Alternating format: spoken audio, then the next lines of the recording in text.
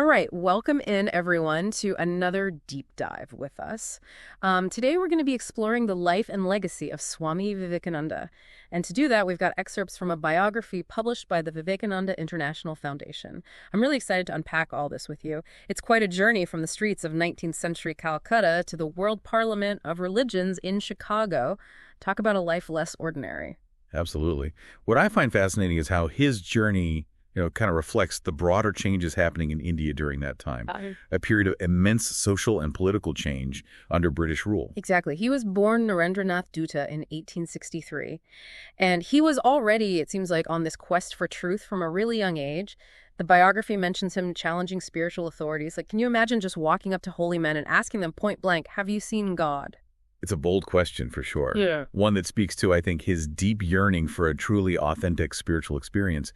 And, most couldn't give him a really satisfying answer, but then he met Sri Ramakrishna. Okay, so this meeting seems pivotal. What was it about Sri Ramakrishna that made such a huge impact? Well, Sri Ramakrishna, he didn't just claim to have seen God. He assured Narendra that this divine reality was accessible to anyone. And the biography really highlights how Sri Ramakrishna's conviction, his complete authenticity, really deeply resonated with Narendra. So it wasn't just the words, but like the lived experience. Precisely. It's a beautiful example of, that guru-disciple relationship that we find in Indian tradition, where the guru's own realization becomes the catalyst for the student's spiritual awakening. And it's with Sri Ramakrishna that Narendranath really begins this transformation into the Swami Vivekananda that we know today. And this transformation takes a fascinating turn after Sri Ramakrishna's passing. Vivekananda takes the vow of sannyasa, that's, a formal renunciation of worldly possessions, and it kind of marks his entry into monastic life. And then he becomes a pravardaka, which is a wandering monk, and spends 2 years traveling all across India. This experience was crucial in shaping his worldview. He really encountered this vast diversity of Indian society, from, kings to the impoverished. He wasn't just observing, he was actively engaging with people from all walks of life, Hindus, Muslims, everyone. It was during these travels that two key convictions began to solidify in his mind. It feels like this period really laid the groundwork for his life's work. What were those convictions? So the first was that India's progress was inseparable from the upliftment of its impoverished masses. He saw the dire need for action, not just spiritual contemplation. And the second? He recognized the vital role of religion in Indian society, not just as a set of beliefs, but as the very backbone of the civilization. Any reform movement, he realized, couldn't simply dismiss this inherent religiosity. So he wasn't advocating for just blind adherence to tradition, but a deeper understanding of the essence of religion and its power to uplift and unite. Exactly. And this understanding was further crystallized during a really profound moment of meditation. On a rock in Kanyakumari, at the southernmost tip of India, he had this vision of a future India, radiant and strong. So it wasn't just an economic vision, but a spiritual one, where India's spiritual heritage fueled its progress. Yes, and it was here that his concept of service to God and man took shape. He saw the divine in every human being, and he understood that serving humanity was the truest form of worship. That's a really powerful idea. So serving the nation and uplifting its people becomes an act of devotion, this fusion of spiritualism and patriotism. But was his vision limited to just India? His vision was remarkably global. He saw the interconnectedness of the world, recognizing that India's upliftment was intertwined with global progress. So here he is back in 1892, traveling through India with this powerful vision, and then word reaches him about the world's Parliament of Religions being held in Chicago. His disciples, recognizing his unique ability to bridge East and West, urged him to attend. They felt that he had something really special to offer, a message that could resonate across these cultural boundaries. And thankfully, he listened. In May 1893, with the support of his followers, he set sail for America. It's almost like destiny calling, wouldn't you say? It really does feel like destiny was at play. It really does feel like destiny was at play. Because when Vivekananda arrived in Chicago, he just exceeded all expectations. His first lecture at the Parliament of Religions on September 11th, 1893, was electrifying. I can only imagine this young monk from India captivating a Western audience. What was it about his presentation that made such an impact? Well, it wasn't just charisma, though he certainly had that. His message really resonated because it came from a place of deep personal experience. He wasn't just reciting scriptures or anything. He was speaking from a place of profound spiritual realization. And, that kind of authenticity just transcends cultural barriers. And he gave 6 lectures in total at the Parliament. What were some of the key themes that he explored? Well, he advocated for universal tolerance and acceptance, arguing that all religions are true, in the sense that each path, when followed sincerely, leads to the same divine source. That's a powerful message, especially at a time when, religious differences often led to conflict. Did he offer any examples to support this idea? He did. He drew examples from India's own history, pointing out how it had sheltered persecuted communities from other faiths, like the Israelites and Zoroastrians. He even quoted a childhood hymn.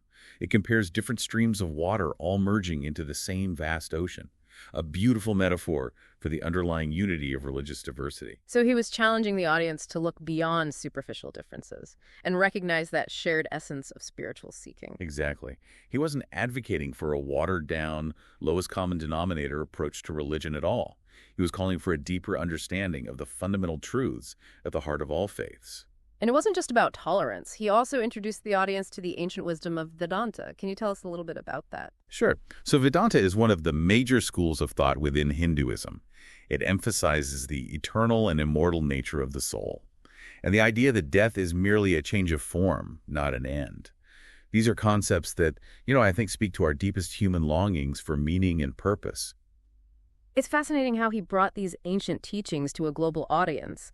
But did he also address the practical needs of his people back in India? He absolutely did. He made it very clear that India's primary need wasn't more religion, but material aid to alleviate poverty. He was challenging this Western perception of India as solely a land of spirituality, reminding them of the very real suffering that existed there. It seems like he was a master at weaving together the spiritual and the practical. He really was, and he went on to lay the groundwork for a new kind of interfaith relationship, one based on cooperation and mutual respect, not conversion. He envisioned a world where each tradition retained its unique identity while embracing the spirit of others. That vision feels incredibly relevant today as we continue to grapple with issues of religious pluralism and intercultural understanding. Absolutely. And, his impact on the West extended far beyond the Parliament of Religions. He became a sought-after speaker, delivering lectures all across America and even in London. He also established the first Vedanta Center in New York in 1894, which laid the foundation for the Ramakrishna Vedanta movement, which continues to thrive globally today. So he wasn't just inspiring individuals, he was building institutions that would carry his message forward. Exactly. And he attracted this really dedicated group of Western disciples who became instrumental in supporting his work back in India. They weren't just passive followers. They traveled to India, learned from him directly, and dedicated their lives to spreading his teachings. It's remarkable how he was able to create this truly global community, bridging East and West in a way that was unprecedented at the time. And in 1897, after 4 years of intense work in the West, he decided to return to India. His return was nothing short of triumphant. He was greeted as a hero, the spiritual leader who had put India on the world map. That must have been an incredible experience. But did he rest on his laurels? What did he do upon returning to India? He immediately set about putting his vision into action. On May 1st, 1897, he founded the Ramakrishna Mission and Ramakrishna Math. Can you tell us about these organizations and their purpose? Sure. They were dedicated to spreading Sri Ramakrishna's teachings, the wisdom of Vedanta, and most importantly, serving the poor as a form of worship, putting that concept of service to God in man into concrete form. So he was building a framework for practical action, for social change. And this wasn't limited to just Calcutta, right? No, his work extended far beyond Calcutta. He undertook extensive lecture tours across India, inspiring audiences and establishing branch centers of the mission. He was creating a movement, a network of dedicated individuals working towards a common goal. And he was also focused on training his Western disciples who had followed him back to India, further strengthening that global community he had fostered. What were some of the key messages that he emphasized in his teachings during this period? Well, he constantly emphasized the divinity inherent in every soul, this potential for greatness that resides within each of us. But he didn't just speak about this in a vague, feel-good way. He provided these practical paths for manifesting this divinity, drawing on the different yogas that are outlined in the Bhagavad Gita. Could you elaborate on these different yogas? What are they all about? Okay, so the Bhagavad Gita outlines 4 main yogas: Jnana Yoga, the path of knowledge; Bhakti Yoga, the path of devotion; Raja Yoga, the path of psychic control; and Karma Yoga, the path of selfless action. Vivekananda showed how these different paths, seemingly disparate, could all lead to the same ultimate goal of self-realization. So he was offering something for everyone, regardless of their temperament or inclination. What a brilliant way to make these ancient teachings accessible and relevant. Exactly. And he also constantly emphasized the importance of putting these teachings into practice. Vedanta wasn't just an intellectual exercise, but a way of life. He was urging people to live their spirituality, not just think about it. Precisely.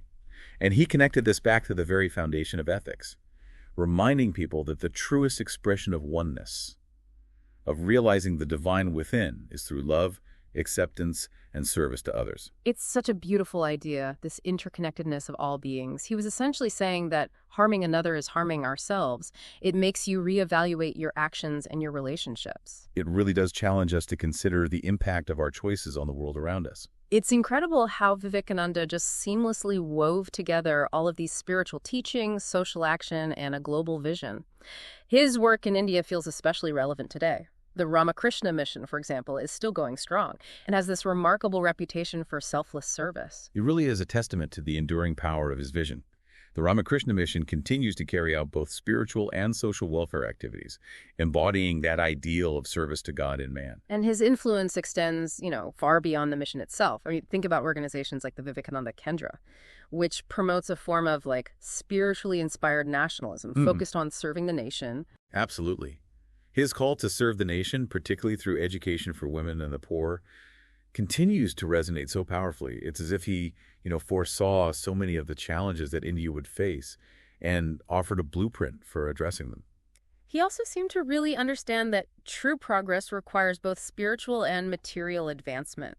Didn't he play a role in the founding of the Indian Institute of Science? He did. He inspired Jamsetji Tata to establish the Indian Institute of Science in Bengaluru. It's a concrete example of his vision in action, moving beyond spiritual ideals to practical solutions. It's mind-boggling to think about how much he accomplished in his relatively short life. It feels like we've only just scratched the surface in this deep dive. That's true of any truly remarkable individual. Their lives just offer these endless layers of insight. But reflecting on what we've explored today, what stands out to you as particularly relevant about Vivekananda's message for the world today? His emphasis on the divinity within each individual just feels incredibly powerful, especially in a world that often feels so divided. It's a reminder of our shared humanity, our innate potential for goodness, and the idea that service to others is the truest form of worship, recognizing that divine spark in everyone. That just feels more relevant than ever. Beautifully said. And as we wrap up this deep dive, I'm left with a thought-provoking question for you, our listener. If Vivekananda were alive today, what societal challenges do you think he would address, with this unique blend of spiritual insight and practical action? And how might his teachings inspire us to tackle these challenges in our own lives? It's definitely something to ponder as you continue exploring Vivekananda's ideas. What a fantastic way to end our deep dive. It's remarkable how his ideas still resonate across time, inspiring us to think differently about ourselves, our communities, and the world. So to our listeners, I encourage you to delve deeper into Vivekananda's teachings. Discover what speaks to your heart, what sparks your own inner fire, what inspires you to act, to serve, to make a difference in the world. Until next time, keep diving deep.